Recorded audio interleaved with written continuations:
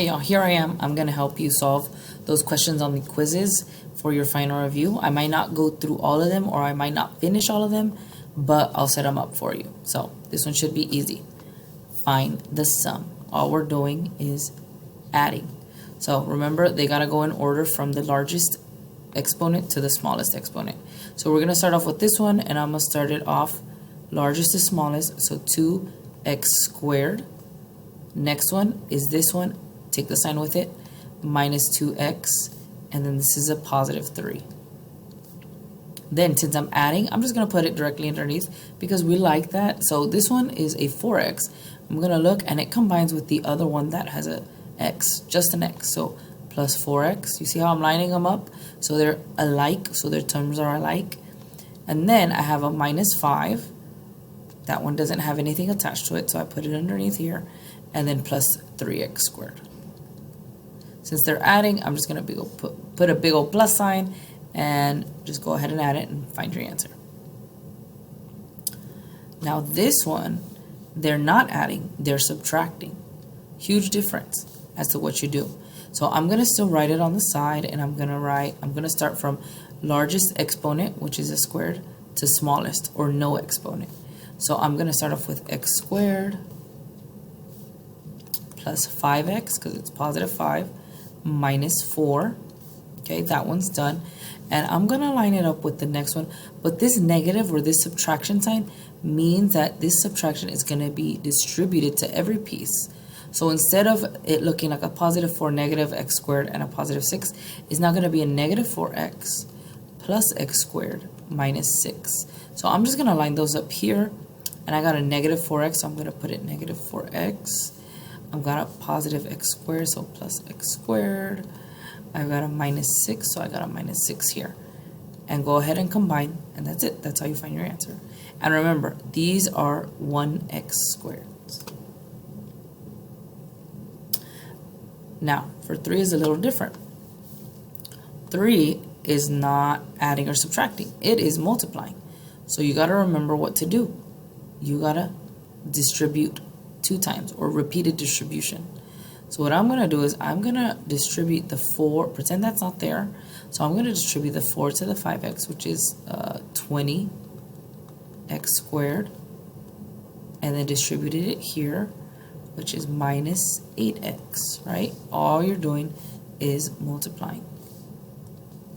And that part's done. That distribution with the 4x is done. Now we're going to distribute with the 1, multiply it, and I got plus 5x, multiply it, minus 2.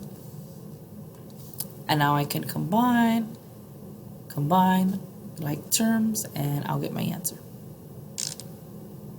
For 4, if f of x is x squared plus 7, what is f of 2? Well, instead of x, now I'm going to have 2. So all I have to do, I'll draw a little arrow to show the next step, is rewrite, instead of x squared, I'm going to write 2, right? And I'm going to square it. I'm going to add 7. So according to PEMDAS, we got to work with the exponent and exponent first, take care of that first, and then add the 7. That's all I can tell you. Is this set of ordered pairs a function or not a function? So we got to look at each one, okay? We got to see, is this a function or not? Remember, if I have one x and I get 2 different y's, not a function. Or if I see my x repeated,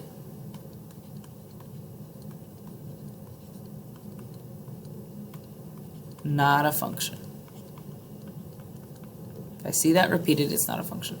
Take a look. That's up to you. Now for 6, what is the x-intercept and y-intercept in 2x plus 3y equals 24? So we got to remember that for x-intercept, my y equals to 0, and for y-intercept, my x equals to 0. So what we're going to do is we're going to solve for x-intercept first, right? So I'm going to solve for my x-intercept first, and since y equals to 0, I can put 2x plus 3y, and instead of y, is 0 equals to 24. Well, what happens to 3 times 0? Goes away because anything times 0 is 0. So I end up with 2x equals to 24. You find the rest. Find out what x is. Then for y-intercept is the same thing, except it's switched. Instead of y equal to 0, x equals to 0. So I can write 2 times 0 plus 3y equals to 24. This goes away. It doesn't exist anymore. I got 3y equals to 24. Find what y is. Find what x is. X equals question mark. You find it. Y equals question mark. Okay? So for 7, find the slope of a line that passes through the given points 0, -3, and -2, 7.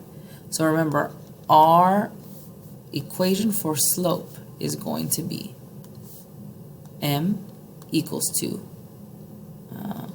y2 minus y1 over x2 minus x1. And I always say label it, label it, label it.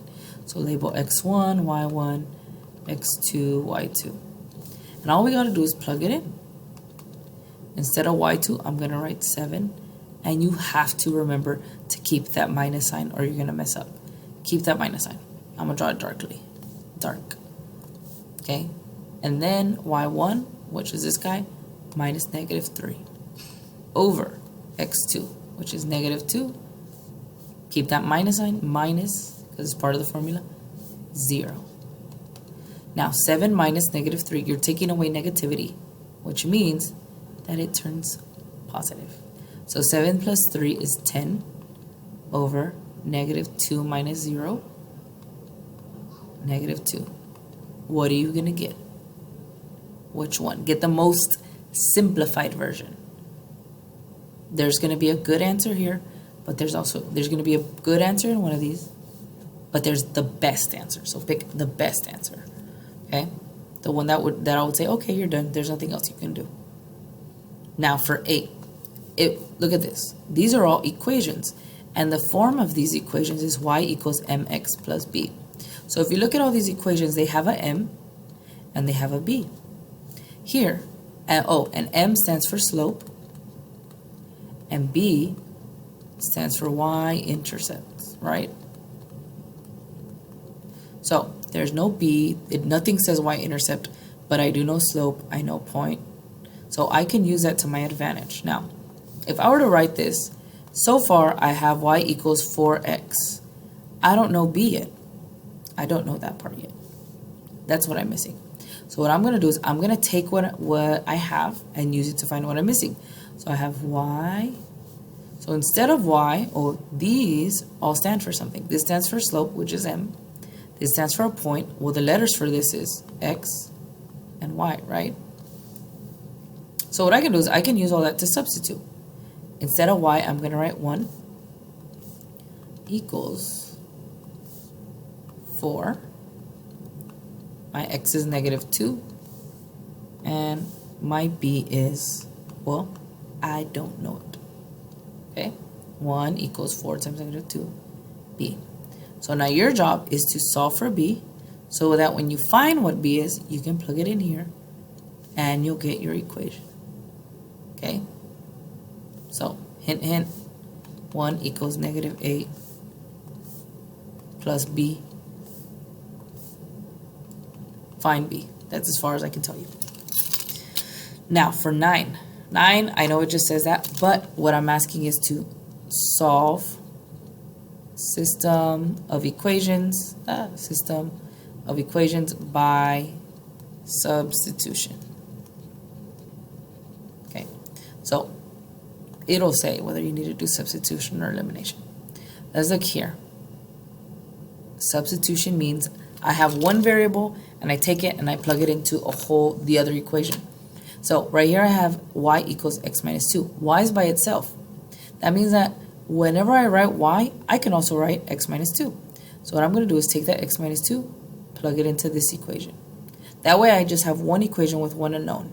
And when I do that, I can find what I'm missing. So I'm going to go ahead and write everything -2x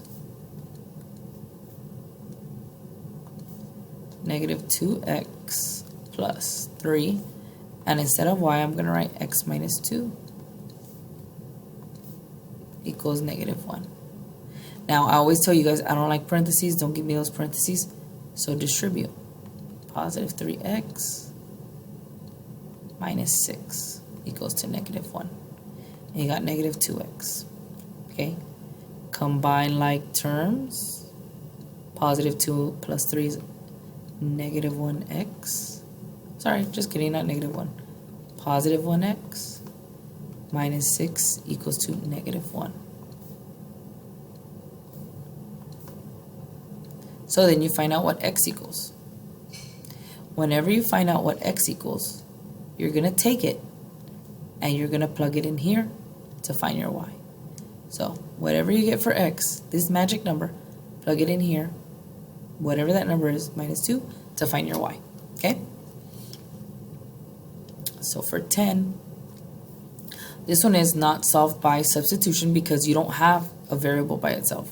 You actually have two on top of each other, and you got to make sure that when you solve them, that they can cancel out. Now, in this case, we got lucky.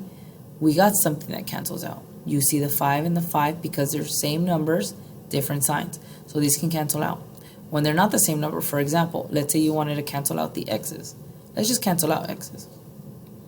What you're going to do is you want to change this to a different number to where they match. They're different signs, so you're good, but they need a match.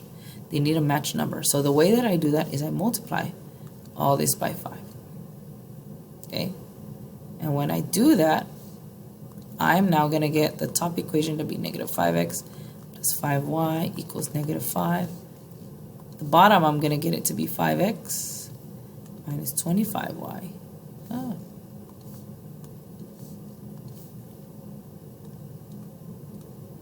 Equals to negative 35. When I do that, I get all this. I get 5y, positive 5y minus 25y. That's a negative 20y equals to negative 40. Solve for y. Y equals what? Now, whenever you get y, you can take this value, go ahead, plug it in somewhere, plug it in for plug it in for y in one of these, so you can plug it in here, and you can solve for x, but it's up to you. Now, 11. Which method would be best, quickest for solving the system below? Well, what does it look like? What kind is it? What do you think? 12 and 13 have to do with the square root law. Now, you know you can use the square root law if you just have 1x squared, one of these guys. If you only see one of these guys, just like there and there, if you only see one of them, you can use the square root law. That means I can't have another x anywhere in there. So what I'm going to do is I am going to set this equal to 0, because to solve you got to set it equal to 0. And I want to get him by himself. So I'm going to add 9, and I'll do this one for you so you can do 13 on your own. So I got 25x squared equals to 9. Then I know these are multiplying. So I want him by himself. So I do the opposite of what's happening. Divide by 25. So I get x squared equals to 9 over 25. Now you're like, yeah, I got there, but not yet. This is an x squared, not an x. I need it to be just x. So the opposite of x squared is a square root. Square root. Now when you find the square root of something, you're not just finding the positive version, you're also finding the negative version. So plus minus square root of 9 over 25. These cancel out. I have x equals to plus or minus square root of 9 over 25. Now the rule says that I can actually break this up. I can get plus minus square root of 9 over square root of 25, which is the same as plus and minus. Square root of 9 is 3, square root of 25 is 5. That means I have positive 3/5 as my answer, negative 3/5 as my answer, okay, which is this one. Now, just the way I did 12, that's up to you to do 13, so you can practice. 14. Find the factors of 4x squared minus 16x minus 9. So we're